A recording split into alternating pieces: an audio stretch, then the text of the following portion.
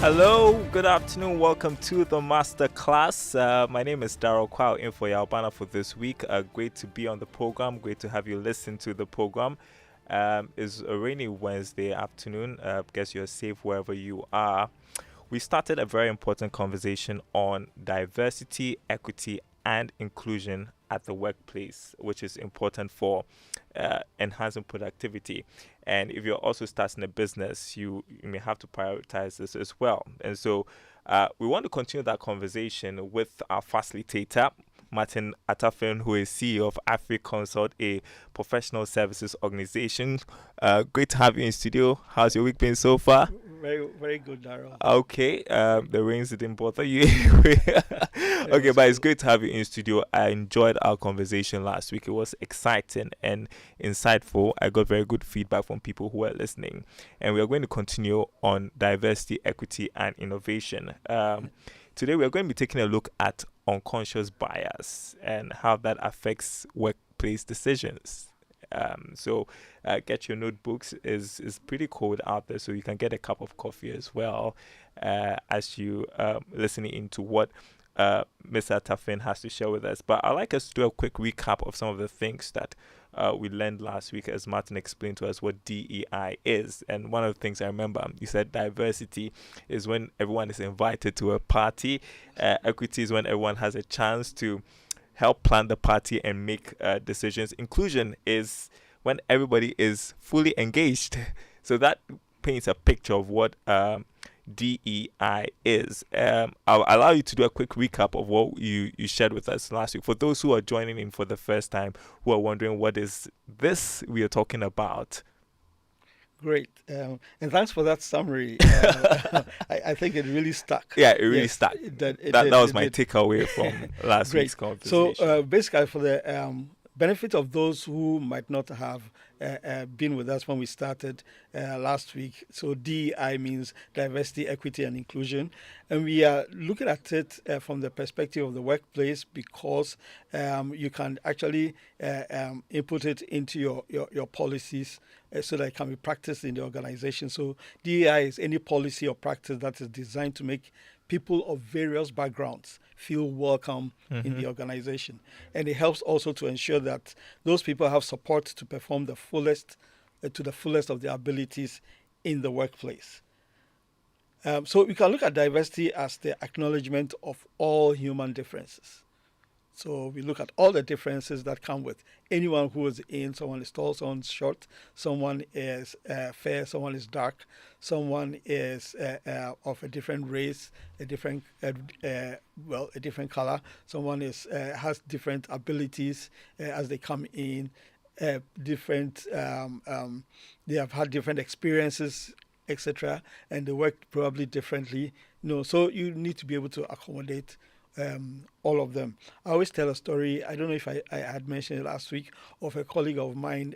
Is it Perry you're going to share? No. I love the story. I love the Perry story. No, but this colleague of mine, he was a programmer. Okay. And we were working on one of our clients in the mine. He's so ineffective during the day.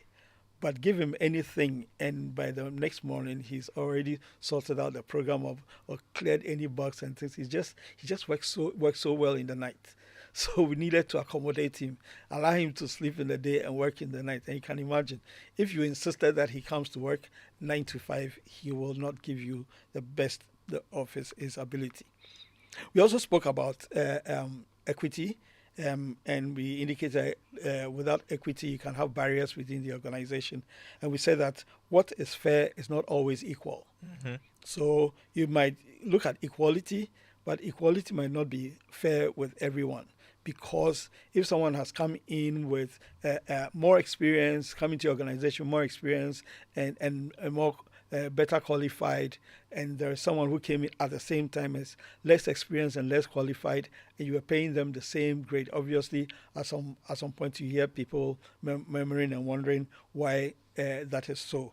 So you need to pay attention to that. And talking about inclusion, we say inclusion is proactive behaviors that make others feel valued and respected.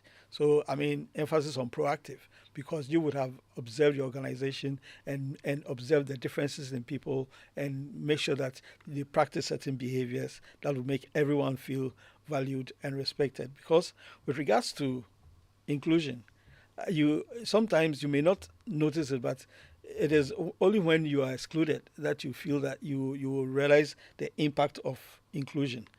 So what maybe I will say is that if you don't intentionally include, you will unintentionally exclude people. So you have to be proactive at it. I think you should say that again. If you don't intentionally include, If you don't intentionally include, you will unintentionally exclude. you will unintentionally exclude. Yes. Nice. And that actually will bring us to our topic for today, because some of the things that you think that you are okay might not be okay because it's unconscious to you. And I'd like to add that, in fact, I also got a call from a colleague of mine all the way from Netherlands. He listened to the program, and he was keen to mention that we need to talk about belonging, because you can do everything with regards to diversity, equity, inclusion, but the people have to feel like they also belong. Belong to the Yes, organization. so belonging is also critical. So what is belonging? It is more you also having your voice heard at the table. So you can be included, but no one will make you speak. But he thinks that, and I do agree with him. Mm-hmm. And people, like we said last week, people only feel like they belong when they feel at home. So you should create an environment for people to feel at home where they are, so they can also participate because they feel like they belong. And then I'll crown it all this with the fact that after you have gone through all of that diversity, equity, inclusion, and belonging, you need to make sure that there is alignment. And what is alignment? That is when diversity is present, when inclusion is practiced, and when belonging is prioritized. That is where you can say, now we have alignment, and then we can flow. All right, and so that's a nice summary of what we discussed last week. You mentioned you got somebody listening from the Netherlands. I've got Absolutely. somebody listening from the US. Great. That's my brother, the small Kwawu. He's an HR professional, and I guess this topic is also very important for HR professionals when it comes to Yeah. recruiting people into the organization. And so Yes. today we're going to be talking about unconscious bias. But before we go, I just want to acknowledge our sponsor, which is Gwell. Gwell, Good Energy, Gwell, Yanara. Yeah. They are sponsors of the Masterclass. We are happy to have you on board, Well. And so to today's subject, our facilitator is Martin Atafin, who is CEO of AfriConsult, a professional services organization. And so we are going to be talking about unconscious bias. Yes. What is it? Okay, great. Before we get there, Daryl, I want to ask you a question, and I don't want you to answer it now. Okay. Or you can answer it, and you can think about it and answer at any point. If I need to think about it, I'll Yes, let you know. then you think about it. But at the end of the program, I'll tell you the answer. Okay. So 2 boxers are fighting for the world title. 2 boxers. Mm-hmm. And in the 6th round, the challenger wins the fight without any man throwing a punch. How is that possible? Please say that again. Okay. 2 boxers Two are boxers fighting for the world title. And in the 6th round, the challenger wins the fight without any man throwing a punch. How is that possible? How is that possible? Yeah, maybe your How is that possible? Well, if you're listening, you have an answer as to how that is possible. Can you repeat it again? Okay. 2 boxers Uh-huh. are fighting for the world title. And in the 6th round, the challenger wins the fight without any man throwing a punch. Okay. So how is that 05511111997. 05511111997. If you have an idea, you can give us an answer, but I'll think about it. Yeah. Yes, great. So normally, I told you the last time we do a lot of training, and before the training, I try to equalize the situation by telling people about the competency ladder. Now, the competency ladder has 4 steps. Unconscious incompetence, when you don't even know that you don't know. You don't know that you're not that competent. But then when you get that awareness, then you make the effort to build on that, and that brings you to the conscious incompetence stage because you are now aware of where your gaps are. Mm. And then the next step on the ladder is for now you to become consciously competent because at that stage you know where to find what you need to be able to bridge that gap. But where you actually want to get to is to become unconsciously competent. Where you do things without even thinking because it just comes naturally. It's like driving. You before you get to a turning, you have already turned the indicator because you know that you have to turn the indicator. It comes from somewhere within you, and then you move. And those are some of the best people you can work with because they know what they have to do at any point. I hope you get that story. Yeah, yeah, I get it. Great. I'm also smiling because there are answers coming through our WhatsApp feed. To it. So keep it coming. 0551111997. To the Look, story that you shared. Can you yes. repeat it? Okay. So the question is: two boxers are fighting for the world title, and in the sixth round, the challenger wins the fight without any man throwing a punch. How is that possible? How is that possible? I've seen answers from Kofi and Tema, Wilson as well. We'll share that towards the end of the program. See if you got it right. Okay. Yeah, and so yeah, so that's basis for us to move on to Exactly. yeah. So you see, our what that's the competency ladder is called the staircase of learning. So that's the process by which people go through before they get to learning things and doing things so well, to get to the point of what you're doing being unconscious. You do it so unconsciously in a competent way. Now, that is where it is also difficult to unlearn things because you've learned it in a certain way. It's very challenging to take it out of your Sometimes system. you're unaware. Exactly. Yeah. You know, so that when we come to unconscious bias, that is exactly the same thing. People would have learned things as they grow through their experiences, etc., and they become so used to it. It's difficult for them to think another way. Let's look at it this way. What is unconscious? An unconscious thought or feeling is one that you do not know you have. So even if somebody points at it, you get surprised. And then bias is like a prejudice of or against one thing or person or group compared with another, usually in a certain way. So bias is you have a prejudice basically. So you stereotype things or you stereotype a particular thing because your what you know about your experience about it and what you know guides you in a certain way. So unconscious bias is social stereotypes about certain groups of people. Blah blah blah. So you know, um, unconscious bias is a bias that we are unaware of. It is triggered by our brain making quick judgments because unconsciously just pulls it out and this is what it is. It is influenced by our background, cultural environment, and personal experiences. So if you've had a certain experience all the time, knowing that it is eating frogs is a great thing to do, then when you go anywhere, it's easy for you to adapt. But those of us who have not been trained to eat frogs, you think, this is really yuck, eating a frog because I mean my system has been trained to not to appreciate that. So everyone, our brains are pretty much hardwired to categorize things, and everyone has biases. It's part of being human. It should be nothing to be ashamed of or to admit. Yeah, Because I mean, it's interesting you point out that everyone has a bias absolutely, somewhere. absolutely, Yeah. yeah, because we don't see things as they are actually. We see things as we are. So the way I see things might be different from the way you see things, but the thing itself is in its own in own right, and it's in its own way. Mm-hmm.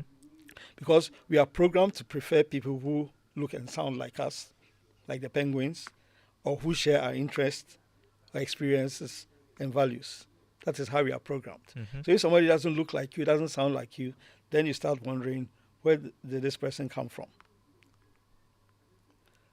So, unconscious bias, and this is the interesting part. Apparently, the brain kinds of processes about 11 million pieces of information at one time.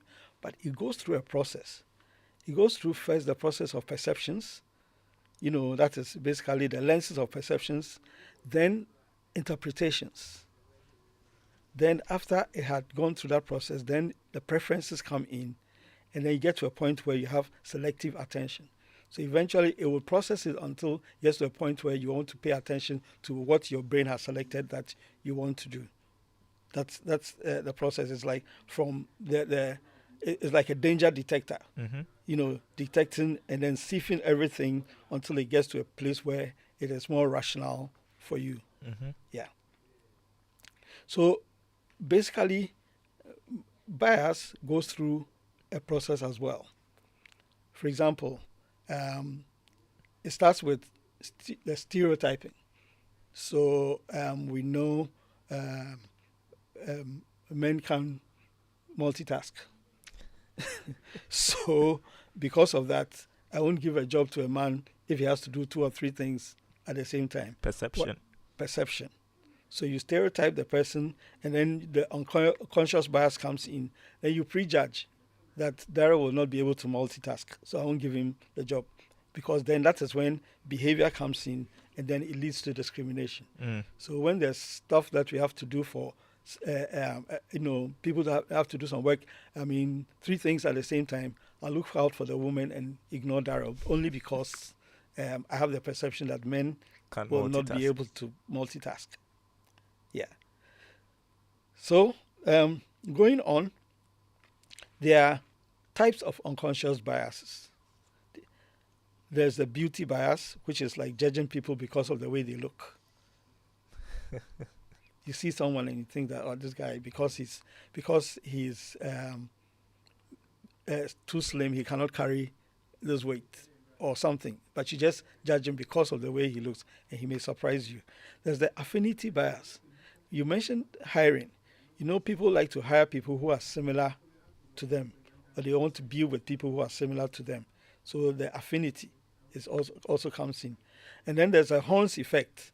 It's like negative assumptions or judgments, because you have a certain perception of his group or where he comes from or what he represents. And then there's a confirmation bias, more like looking for evidence for negative assumptions, because you already have the assumptions. You're just waiting for him to make one mistake and you say, didn't I say that? And then you have the attribution bias, how the actions of others affect us. You attribute it to, it is because she's a woman. You have a conformity bias, changing your views to match others. And then you can have also, just talking about conformity bias, there's somebody that you kind of adore, someone that you kind of feel like this person cannot make a mistake. Yeah. And so whatever view he says, that is right. So it's a conformity bias. So it doesn't make you objective, so to speak. And then there's the halo effect, where you have a perceived position of that kind of traits from those kind of people. Everything that comes from the US is great. I also read about name bias. Name bias, great. That is true. Wow. Because if you have a great name like Atafin, when well, it certainly is a great name. When people hear it, they'll say, "Okay, what he's saying is right." Anyway, that's a joke. But yes, the name bias has an impact, especially if you have you could get a job because you're related to somebody, and it's a name bias. Nobody has you checked. Go for an interview and they ask, "Are you related to this person?" Absolutely, you have the job. Oh, that's interesting. That's interesting. So these are the types of biases we have: the gender bias, the affinity bias, the conformity bias, confirmation bias, attribution bias. Absolutely. Wow. Absolutely. Yeah. Wow. Interesting stuff. So you find, if you look at that perspective, you find that biases are all over the place. All over the place. I'm just thinking through. I'm just thinking that I may have been caught in some of these biases in making decisions about people. Yeah. Absolutely. So that's why this program is great. So just to make people aware that, look, you may have some biases. Yeah. And how do you? And it's important that you pointed out that everybody is caught in this some way, somehow. Absolutely. It's something you do unconsciously. You don't know, but then you are Exactly. And bring it back to the workplace. Deloitte made a survey in 2019, and the survey indicated that 64% of people said they had witnessed some sort of bias in the workplace. Mm. 64%. 68% said that it had negative impact on productivity. 70% said experiencing or witnessing bias hurt their own work engagement. And 83% said the bias was indirect, it was subtle. So it's as if it's not there, but it was there. And then 84% of the professionals were targets of bias. Who were targets of bias said um, they were negatively affected their happiness and confidence and well-being. So bias, subtle as it was, negatively affected their competence and well-being and affected productivity as well. I don't know if this is a sensible question to ask, if it makes sense. How do you notice your bias or unconsciously being biased? Yeah, and so that's why I related it to a program like this that will make you realize that biases are all over the place. You have to intentionally pay attention to it. Remember that we were saying that if you don't intentionally include, you will unintentionally exclude. So first, you should be able to appreciate that there are differences all over the place. There could possibly be biases. So I mean, more like shine your eye, open your eyes and see whether you will identify some of those things. And reading up about it, learning about it in the first place makes you aware that there could be some biases that you are actually also part of. Okay, so in that case, you have to sit down before you take a decision, assess whatever decision you're taking to ensure that it's not informed by your biases. Absolutely. Is that a And then practical way to go about that's it? a practical way to go about it. And when you do that, and you do that often, then you get the realization, as you go along, because the differences vary so much. So that's why we are saying that in an organization, let us look at it in certain cycles. Hiring practices, Mm. or identifying talent. You should be able to sit down and look at, okay, so these talents were identified by, is it because of a bias, or is it because the person is great at what he or she does? Promoting people to leadership or identifying people to leadership. By the way, sometimes it's not altogether so negative. Last week we talked about, promoting women. Organizations say, look, by a certain year, we want to make sure that we have at least 40% of women in leadership. So it will be intentional. Yeah. But whilst being intentional, just watch and make sure that the other men don't feel hurt or will not pack their bags to leave because they think you are overly biased towards women. Yeah, and so tell us what kind of workplace decisions can be affected by unconscious bias, for example. Like I told you about hiring practice, I told you about promotion to leadership, remuneration. Hmm. That one. Yes, reviews and evaluation. That could also be affected by biases. I mean, if you are evaluating a pretty lady and you're a guy, just make sure that your senses your are screwed right, so that you don't get biased because you are evaluating I someone. mean, I laugh about this, but these are real. These are real things. They Yeah, happen. they're real. So we need to speak about it. And even the organizational culture Mm-hmm. overall. And I mention organizational culture because of the penguin story. Everybody will say in this organization, we would like to walk this way, we would like to dress up this way, we would like to do this way. Does it inconvenience certain people in because of their race, because of where they come from, because of their color, because of all sorts of things? I was particularly impressed when I spent some time in Nigeria. At the start of every meeting, there'll probably be a Christian prayer, but if there's a Christian prayer, then at the end of the meeting there'll be a Muslim prayer, just to make sure that it is not always because most of the time Christians feel we are the ones who have to that kind of thing. Yeah, the So I majority in asked the the question organization. about that, and they said, you see, over here we actually plan the way we structure governance. It has to have the federal character, where the federal character has Yorubas, Igbos, and Hausas. So if the top person is a Hausa, the next ones who are following will either be Yoruba, and that's how it was explained to me, or Igbo. So the three top people normally have that. But my next question was, what about if you had competent people in the other uh, tribes? Tribes.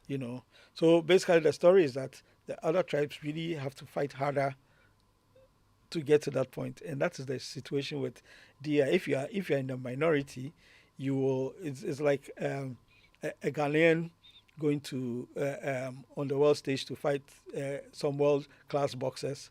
You better knock the person out, or you might just come home with nothing. Well, that reminds us of our question today, and I see the answers keep coming. I'm hoping that we can read all of them. I'm hoping we can read all of them. But so, how can individuals and organizations reduce unconscious bias? You talked about. We talked about. Doing a self-assessment or an assessment before you take a decision. How else can you reduce it? Okay, so there's a methodology called the FLEX, FLEX, that is pretty much applied. Where the first F means focus. So when you identify, you focus within, you tune your emotions, you recognize how your experience has shaped your own perspective, you stick to the facts and don't make assumptions, and you turn your frustration rather into curiosity, where you can drill down and find out what exactly is making me behave this way. And and then you go to the L, which is learning about others, because the reason why you're biased about other people is you don't know about them. So you recognize how their experiences have shaped their perspective as well, and consider how they might see the situation and what is important to them, and then think about how your actions may also impact them. And the next stage is engage. So now you have to engage in a dialogue. Talk about it. Ask open-ended questions. Listen, understand, offer your views, get views from them, and then make sure that you avoid blame and stuff like that. And then the last one is X, which means expand. You expand your options. You think about it. You have an open mind. About what you have known and heard, and engage with people, so that it will help you to now appreciate the people that you're working with, or the people that are in the environment that you have, and then you can take the bias out. You're listening to the Masterclass on Joy 99.7 FM. We are discussing diversity, equity, and inclusion at the workplace. Today, we are taking a look at unconscious bias. And I hope you are taking notes, hope you are learning a few things. Because just as our facilitator, Martin Atafin, shared with us, I'm sure we are caught up in so many of these biases at the workplace, and that has informed our decision over time. We're headed for a break. When we come back, I'm going to read some of your answers to his question. And as well, if you've had experiences, you can share with us. Right after this break, Masterclass will be back. Your favorite on-air business development program, Joy Business Masterclass, is in session, and you can interact with us on Facebook via the Joy 99.7 FM or Joy Business pages. If you tweet, the handle is at Joy 997 FM or at Joy Business GH. Don't forget to hashtag JB Masterclass. You can also call us on 0302 216541 or send your questions and contributions through to the WhatsApp number 0551 111997, and our facilitators will address your concerns. Attention everyone, class is in progress. All right, class is in progress. Thank you for staying with us here on the Masterclass. I hope you had your short coffee break or whatever it is, and I hope that you're enjoying the class so far. Welcome back, everyone. If you just joined us, we are talking about diversity, equity, and inclusion with a focus on unconscious bias. Just want to acknowledge our sponsor for the masterclass, Gwell Good Energy Gwell Yanara Yandia. So what do you do when you run out of fuel in your vehicle? Do you just top up anywhere? Don't do that. Let's introduce you to the Good Energy family.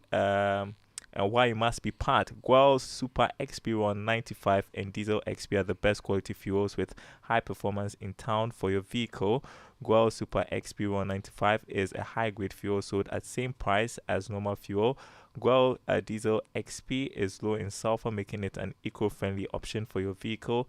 With over 440 stations across the nation, join the family that rewards you with quality for an energized driving experience. Gwell Good Energy Gwell Yanarayente. Also, does your existing salary account give you more? Is your salary in the right account? Worry no more. The EcoBank salary account is here to help you. Open an EcoBank salary account today and enjoy free life insurance, which covers contemporary and permanent total disability, critical illness, hospitalization, retrenchment, and death. With the EcoBank salary account, you have the ability to save as you spend, free debit card, access to loans, and more. The best part is that you stand the chance to double your salary in the EcoBank Double Salary Promo Reloaded from now till the end of July. So open an EcoBank salary account today by visiting an EcoBank branch or ecobank.com to open an account online for amazing benefits. Please beware of scammers who may contact you on this offer. Always visit an EcoBank branch or call EcoBank toll free on 0800 003 2225 for further details on the EcoBank salary account and EcoBank Double Salary Promotion Reloaded. Terms and conditions apply. EcoBank, the Pan-African Bank.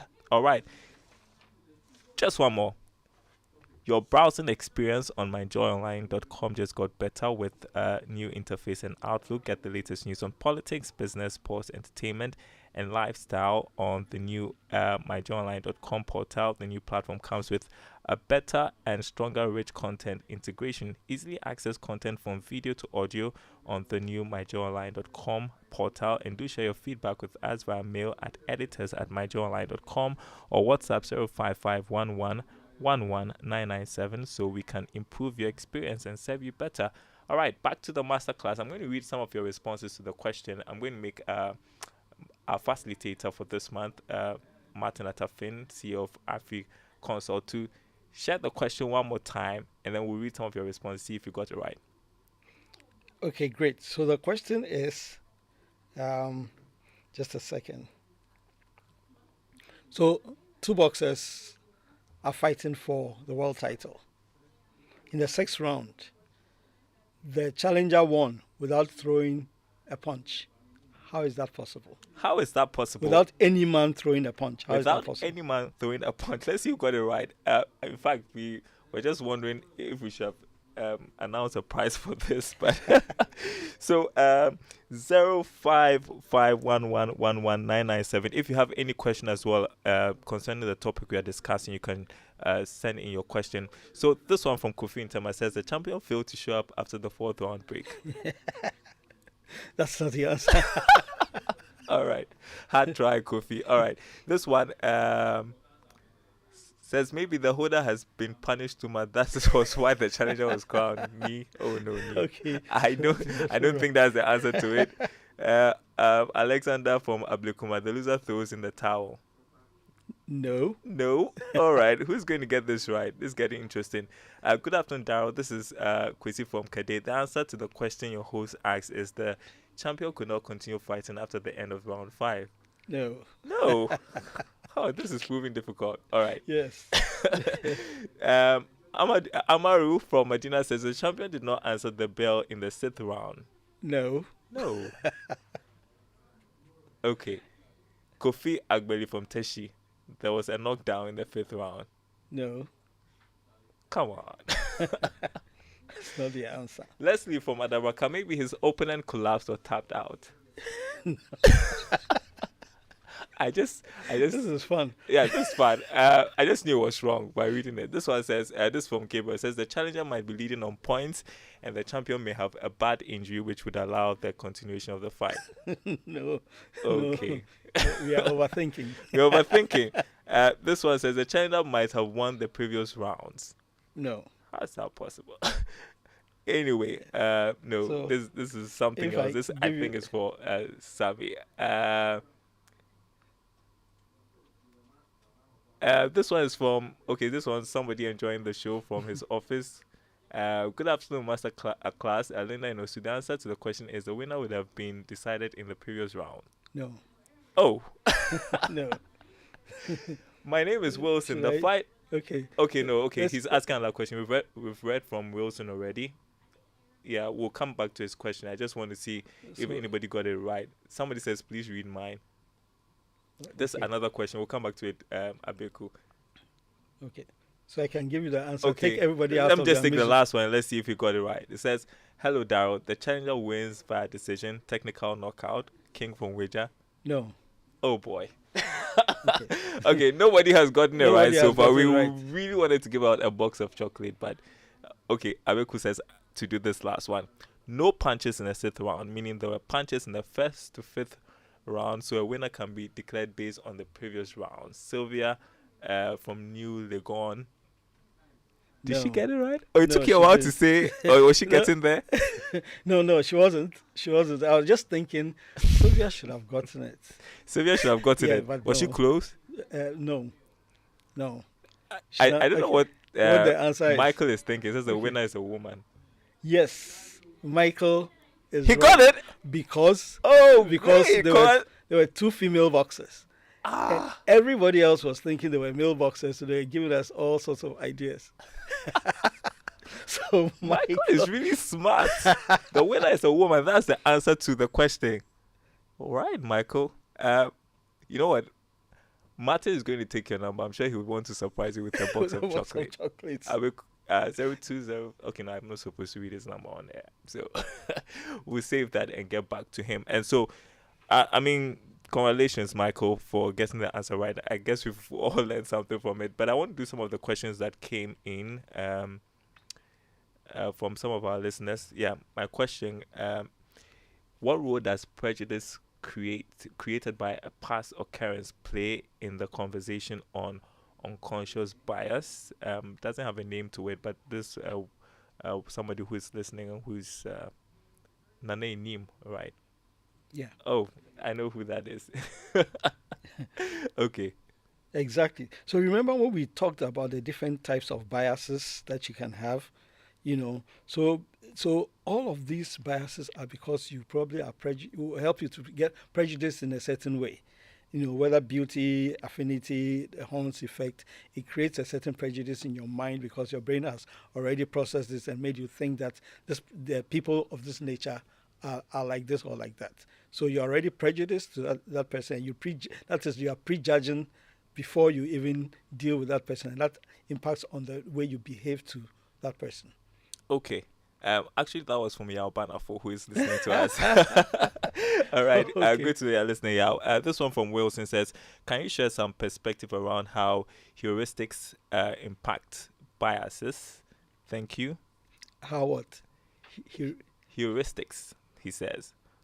Okay, so what's heuristics? We'll check that out and answer. Please do. That's Or if you from can Wilson. break it down for us. Yeah, if you could break that down for us as well. Yeah, I'm sure there's some more questions to answer, but we'll get back to it. But let's continue our conversation. So we're talking about how to reduce unconscious bias at the Yes. workplace, and you were giving us some ideas. I want to find this out as well. Let's talk about how you can avoid unconscious bias. I mean, some of the practical things you can do. So basically, what I'd indicated earlier on is that biases are all over the place, and probably there are things that you have learned and unlearned, and you need to watch out how the way you behave can impact other people. So we spoke about the flex, which allows you to create a situation where you'll be aware of what the biases may be, and where you focus on learning about others, engaging people in a dialogue when you identify that there are areas where you may be challenged with regards to biases, and then expanding your options to make sure that you have an open mind about people who are less represented, so to speak. And also being aware that your biases can impact on the benefits that basically an organization may be having, because if you are supposed to if you're an organization that attracts diverse talents actually does pretty well. So you can look at it from the perspective that if your organization is lopsided with regards to a certain kind of talent, then you want to be able to expand it to some extent. Okay, I'm just hoping that this helps. So I checked out heuristic or a heuristic technique, and it says is any approach to problem solving or self-discovery that employs a practical method that is not guaranteed to be optimal, perfect, or rational, but is nevertheless sufficient for reaching an immediate short-term goal or approximation. I don't know if that. So basically, what I'm realizing is a method of solving a problem, an immediate problem. So it has probably a scientific process to it, and that could really help, because obviously, if you want to check if an organization or your organization is aligned, you may have to do a survey to find out what people are thinking and how they are feeling, just as Deloitte did that, and then you can look for a scientific way of dealing with it. Okay, so he responds as basically a shortcut to solving a problem, and wants to know how that impacts biases. So the way I can put it is the tool itself. Does it look like it creates a bias? If I'm responding to the tool, will it look like you're only thinking of this kind of people, but you're not thinking of other people within the organization? Because if you're having a survey in my organization and the kind of questions that you have is totally related to people who come from the south, then those in the north will be wondering, are you thinking of us at all? So yes, you may be going through that short-term tool to solve the problem, but you should also be a bit conscious of the fact that of the kind of people or the differences that you have in your organization. Well, a quick one, 30 seconds if you can. Somebody, wanting to know if I'd be wrong in choosing a beautiful woman as a receptionist. I don't think you'll be wrong. I mean, I know organizations have done that. They do that with their So in the salespeople context of unconscious bias. But what I think that you are doing is you are deliberately using that to the advantage. Because what you want to do is to play to the strengths of all the people who represent the company. So if you choose a beautiful woman for the reception and it will attract your clients, then so be it. You have somebody else who is at the back crunching the numbers, somebody who speaks very well to do your sales. That is what you want to look at. But you don't want to hire someone to do your sales only because you're biased towards the person. But he can't deliver. Wow. What are we going to be talking about next week? Next week, we are pretty much going to consolidate DEI in the workplace and how it fits into your policies and then your strategy. Okay, it's been an interesting conversation. Enjoyed it thoroughly, and hopefully Alpanaf will be back in the seat next week to continue with this interesting topic on diversity, equity, and inclusion. Thank you all, those who attempted to answer the question, and those we had very interesting questions. Well, someone near it, I think, also got. He said the boxes were women. Oh, yeah. Yeah. Okay. So. Yeah, and so thank you all, those who sent in questions as well. Appreciate it. We'll be back next week with more on this topic, the masterclass. Make it a point to be part of it next week, Wednesday, 1:30 to 2:15. My name is Daryl. Kwawu. Thanks for listening once again. Sammy Fosin will be back in a bit. And before we go, acknowledging our sponsor once again, Gwel, what do you do when you run out of fuel in your vehicle? Do you just top up anywhere? Don't do that. Let's introduce you to the good energy family and why you must be part. Gwel Super XP 195 and Diesel XP are the best quality fuels with high performance in town for your vehicle. Gwel Super XP 195 is a high grade fuel sold at same price as normal fuel Kwawu Diesel XP is low in sulfur, making it an eco-friendly option for your vehicle. With over 440 stations across the nation, join the family that rewards you with quality for an energized driving experience. Kwawu, good energy. Kwawu, NRI, and I appreciate that you are sponsoring this program. So let's make a date next week with Martin Atafin, Diversity, Equity, and Inclusion. Don't miss it.